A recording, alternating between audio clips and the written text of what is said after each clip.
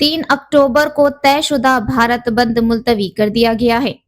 नंदियाल मुस्लिम JAC के convener मौलाना अब्दुल्ला रशादी और सरपरस्त आला एसएमडी अबुलेस ने मुकामी दफ्तर में मुनाकिदा एक प्रेस कॉन्फ्रेंस से खिताब करते हुए कहा कि हम all India Muslim personal law board की जानिब से 3 अक्टूबर को मुल्क गिर सतह पर वक्फ तरमीमी एक्ट के खिलाफ मुनक्किद किए जाने वाले भारत बंद प्रोग्राम को आरजी तौर पर मुलतवी करने के फैसले का खैर मकदम करते हैं।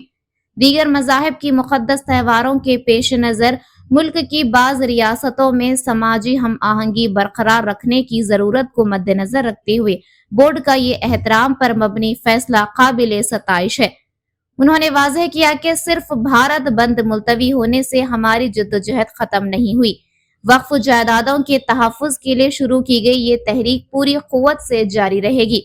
नंदियाल मुस्लिम जेएसी की जानिब से हम ऐलान करते हैं कि जब तक वक्फ तरमीमी एक्ट वापस नहीं लिया जाता, हमारी जमहूरी जद्दोजहद जारी रहेगी। जैसे ही all India Muslim personal law board की जानिब से नए तारीखों का ऐलान किया जाएगा, हम नंदियाल टाउन और जिला भर में मजीद जोश व खरोश के साथ एहतजाजी प्रोग्राम मुनाकिद करेंगे। तब तक हमारी कमेटी के फैसले के मुताबिक बेदारी प्रोग्राम, मस्जिद की सतह पर इजलास और उलमा इकराम की हम आहंगी मीटिंग्स मामूल के मुताबिक जारी रहेंगी।